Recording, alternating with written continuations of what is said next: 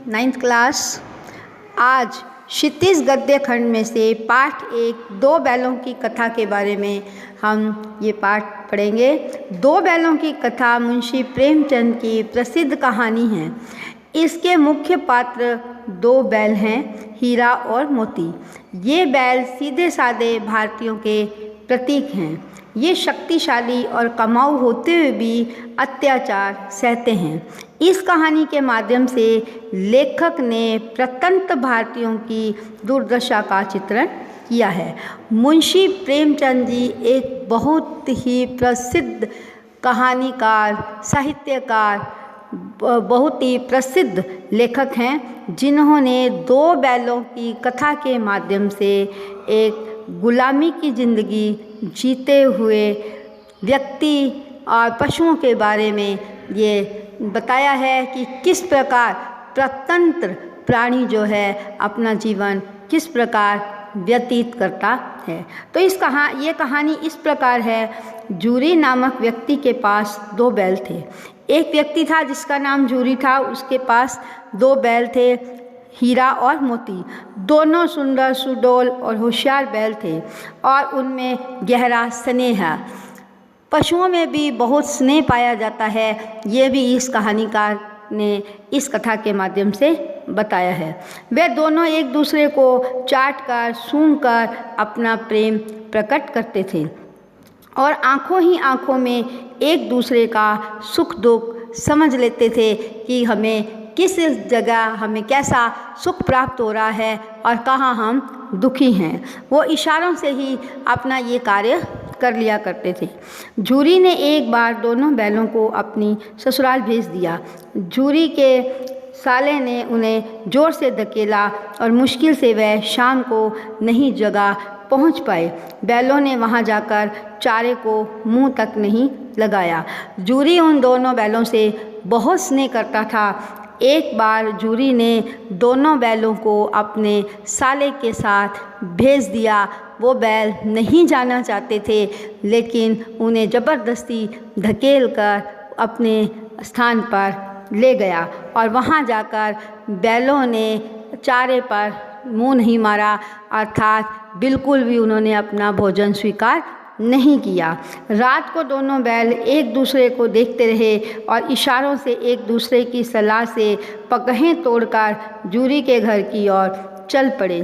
उन्होंने भोजन नहीं किया, चारे को मुंह नहीं लगाया, तो रात को दोनों बैल एक दूसरे को देखते रहे और इशारों से दूसरे की सलाह से पगहें तोड़कर चल पड़े।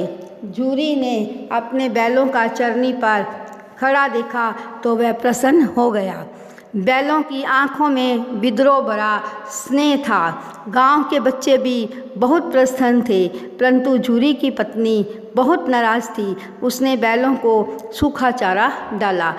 जब वो आपस में बातचीत करते रहे और अपनी दोनों की सलाह से उन्होंने पगहें तोड़ दिए और जूरी के घर की तरफ चल दिए। जैसे ही वह जूरी के घर पहुँचे, उसने अपने स्थान ग्रहण किया और वहाँ चरनी पर खड़ा जूरी ने उसे देखा तो वह बहुत खुश हो गया और वह मन ही मन ये समझ गया कि बैल ये वहाँ जाना नहीं चाहते और तुरंत ही ये रात भर में ही मेरे घर आकर खड़े हो गए हैं। और बच्चे भी बहुत प्रसन्न थे, लेकिन जूरी की पत्नी बिल्कुल नाखुश थी। उसको बिल्कुल भी प्रसन्नता नहीं थी, इसलिए उसने क्रोधित होकर एक भूसा सूखा चारा उनको दे डाला। दूसरे दिन जूरी का साला फिर से इन दो बैलों को लेने के लिए आ गया। उसने जब उसके साले ने देखा कि भी ये दौड़कर चले गए हैं, तो वो वापस आया और उसको एक मोटी मोटी रस्सियों से उनको बांध दिया। वह अपना अपमान सहन नहीं कर पाए। उन्होंने जुतने से इनकार कर दिया। जूरी के साले ने चिढ़कर उसकी नाक पर खूब डंडे मारे, किंतु दोनों टस से मस नहीं हुए। उल्टे हल लेकर भाग गए। रस्सी, हल, जुआ, जोत सब टूटकर खराब हो गए। गले में लंबी रस्सी होने के कारण पकड़े गए। झूरी उन्हें लंबी मोटी रस्सी डालकर वापस ले गया अपने घर, लेकिन उन्होंने जुतने से, बैलों ने हल चलाने से आगे जुतने से इनकार कर दिया और झूरी के साले को क्रोध आ गया और उन्होंने उसकी नाक पर बहुत जोर से प्रहार किया, डंडे मारे, लेकिन फिर भी वो टस से मस नहीं हुए। उल्टे हल लेकर दौड़ गए। रस्सी, हल, जुआ, जोत सब टूटकर खराब हो गए। गले में लंबी रस्सी थी, इसलिए वो पकड़े गए। दूसरे दिन फिर सूखा भूसा उन्हें डाला गया और शाम के समय भैरों की छोटी लड़की 2 रोटियां लेकर आई। रोटियां खाकर बैल बहुत प्रसन्न हुए। दूसरे दिन उनको फिर सूखा चारा मिला और उस जो झूरी के साले की लड़की थी उसका नाम, छोटी लड़की जो 2 रोटियां लेकर उनके पास आई, रोटियां खाकर बैल बहुत प्रसन्न हुए।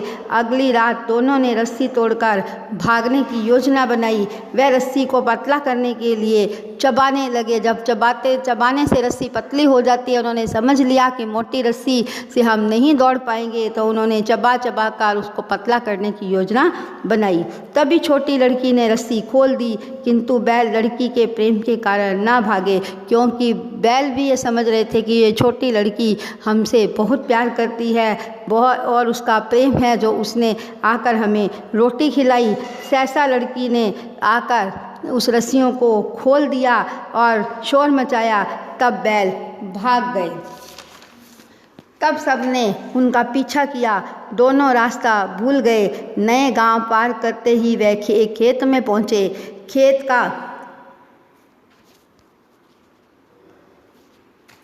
तब उसने उनका पीछा किया। दोनों रास्ता भूल गए। नए गांव पार करते हुए वे खेत में पहुंचे। मटर का खेत था। दोनों ने खूब मटर खाए और मस्त हो गए। अचानक हीरा मोती के सामने सांड आ गया। दोनों ने मिलकर सांड का मुकाबला किया, उसे बेदम कर दिया। जीत की खुशी में दोनों बातें करने लगे। तब दोनों रास्ता, वहाँ निकलते निकलते दोनों रास्ता भूल गए और वहाँ जाकर देखा कि एक मटर का खेत है। मटर के खेत में उन्होंने खूब आराम से मटर खाए और मस्त हो गए। अचानक हीरा मोती के सामने एक सांड आ गया। दोनों ने मिलकर सांड का मुकाबला किया और उसे बेदम कर दिया। जीत की खुशी में दोनों बातें करने लगे कि 2 आदमी लाठियां लेकर आ पहुँचे। जब उन्होंने सांड को बेदम कर दिया तो वो अपनी जीत समझने लगे। जीत की खुशी में दोनों बातें करने लगे। 2 आदमी लाठियां लेकर आए और हीरा भाग गया, परंतु मोती कीचड़ में फंस गया। हीरा ने मोती को फंसा देखा तो वापस लौट आया। रखवालों ने उन्हें भी पकड़ लिया और एक कांजी हाउस में बंद कर दिया। अपना मित्रता दिखाते हुए उसने लाठियां भी खाई, लेकिन अपने मित्र को नहीं छोड़ा और रखवालों ने उसको भी पकड़ लिया। बैलों को कांजी हाउस में खाने में को कुछ नहीं मिला।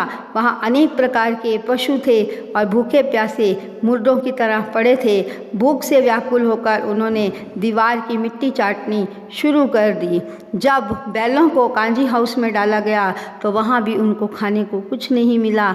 वहाँ अनेक प्रकार के पशु थे और वह भूखे प्यासे मुर्दों की तरह वहाँ पड़े थे और भूख से व्याकुल होकर दोनों बैलों ने दीवार की मिट्टी चाटनी शुरू कर दी। रात के समय हीरा ने कांजी हाउस की कच्ची दीवार पर सींगों से वार किया और दीवार गिर गई। तो एक कुछ क्रोध, कुछ भूख प्यास से वहाँ ऐसे दीवार पर उन्होंने अपने सींगों से वार किया और दीवार आधी थी कच्ची थी और आधी टूट गई। चौकीदार ने उसे देखा और डंडे मारने शुरू कर दिए। जब चौकीदार आया तो उसने देखा ये इन्होंने दीवार गिरा दी है, तो उनको डंडे मारना शुरू कर दिया और मोटी रस्सी से बांध दिया। मोती ने जोश में आकर 2 घंटे की आजमाइश से आधी दीवार तोड़ दी। वो इतना क्रोधित हुआ, उसने 2 घंटे की मशक्क़त से पूरी दीवार जो थी तोड़ दी। अब सभी जानवरों की जान में जान आई और इस प्रकार सभी पशु बारी बारी से भागने लगे। मोती ने हीरा को भगाने की कोशिश करी, लेकिन उसने कहा मैं विपत्ति में तुम्हें छोड़कर नहीं जाऊंगा, तुम मेरे प्रिय मित्र हो। वहाँ के कर्मचारियों ने उन्हें बांध दिया। तो एक बैल ने कहा कि भी तुम यहाँ भाग जाओ यहाँ से, और उसने कहा कि मैं तुम्हें यहाँ से छोड़कर नहीं जाऊँगा, चाहे मुझे कितनी ही कठिनाई का सामना करना पड़े। हीरा मोती 1 सप्ताह तक बंधे रहे, उन्हें खाने को कुछ नहीं मिला, कोई उन्हें नहीं खरीदता था। अंत में कसाई ने उन्हें खरीद लिया। कसाई ने उन्हें उंगली गोद कर देखा तो वह कांप गए।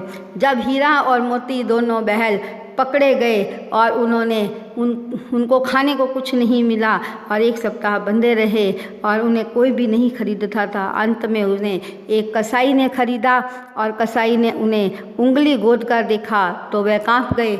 वो समझ गए कि अब हमें मौत के मुंह में धकेला जा रहा है, ये कसाई हमें काट देगा। कसाई के साथ चलते उन्हें लगा कि वह रास्ते उनके जाने पहचाने हैं। जब कसाई उनको ले जाने लगा तो रास्ते में उन्हें लगा कि ये मेरे जाने पहचाने रास्ते हैं। अब उनके कमज़ोर शरीर में जान आ गई। उन्हें लगा कि शायद हम जूरी के स्थान पर पहुंच जाएंगे और हमारे प्राण बच जाएंगे। जल्दी ही जूरी का घर समीप आ गया। वे तेज़ी से दौड़ने लगे और थान पर जाकर खड़े हो गए। जब उनको सही रास्ता मिला तो वह दौड़कर जूरी के घर में जहां उन्हें रखा जाता था वहां जाकर खड़े हो गए। जूरी ने जैसे उन्हें देखा और उन्हें गले लगाने लगा। बैल भी जूरी का हाथ चाटने लगे। कसाई ने रस्सियां पकड़ ली। जूरी ने कहा ये बैल मेरे हैं। कसाई ने कहा मैं इन्हें नीलामी से लाया हूँ। वह बैलों को ज़बरदस्ती ले जाने लगा। मोती ने उस पर सींग चलाया। कसाई दौड़ने लगा। मोती ने उसे खूब दौड़ाया और गांव से दूर भगा दिया। जूरी ने जैसे ही उनको देखा तो वह उनको गले लगाने लगा और वह बहुत खुश हुआ और बैल भी जूरी को देखकर बहुत प्रसन्न हुए और वह उनके हाथ चाटने लगे। कसाई ने रस्सियां पकड़ ली क्योंकि वो उसको खरीद कर लाया था। जूरी ने कहा ये बैल मेरे हैं। कसाई ने कहा मैं इन्हें नीलामी से लाया हूँ और बैलों ने ज़बरदस्ती ले जाने लगा। मोती ने उस पर सींग का प्रहार किया। कसाई दौड़ने लगा। उन्होंने इतना प्रहार किया और उस कसाई को खूब दौड़ाया। जूरी ने प्रसन्न होकर नांदों में खली, भूसा, चोकर और दाना भर दिया। दोनों मित्र खाने लगे और वह बहुत ही प्रसन्न हुए। जब कसाई वहाँ से चला गया, वो दौड़कर चला गया तो जूरी ने उनको बहुत ही प्यार से, बहुत प्रसन्न होकर भूसा, खली, चोकर सब खाना उनको दिया, उनका भोजन दिया और उन्होंने प्रसन्न होकर खाने लगे और दोनों मित्र बहुत खुश हुए और जूरी भी उसे बहुत प्रसन्न हुआ कि ये जो बैल हैं वो मेरे घर वापस आ गए हैं। तो इस कहानी के माध्यम से श्री प्रेमचंद जी ने एक तो मित्रता का दर्शाया है कि मित्र जो है विपत्ति में भी एक दूसरे को साथ देना चाहिए और इस प्रकार बैलों ने एक मार खाते हुए भी, प्रहार करते हुए भी एक दूसरे का साथ नहीं छोड़ा और वो दोनों मित्र वापस आकर अपने स्थान पर आ गए और उन्हें सफलता मिली। इस कहानी के माध्यम से प्रेमचंद जी ने बहुत ही सरल सुंदर भाषा में इसका विवरण किया है और प्रतंत्रता के बारे में बताया कि प्रतंत्र प्राणी कभी भी सुरक्षित नहीं रहता, उसको आज़ादी मिलनी चाहिए, चाहे उसको कितनी भी कठिनाई आए उसको रास्ता ढूंढ लेना चाहिए। तो आज़ाद पंछी की तरह ही संसार में विचरण करके सफलता प्राप्त करनी चाहिए। इस कहानी का यही उद्देश्य है और इस कहानी का यही समापन होता है।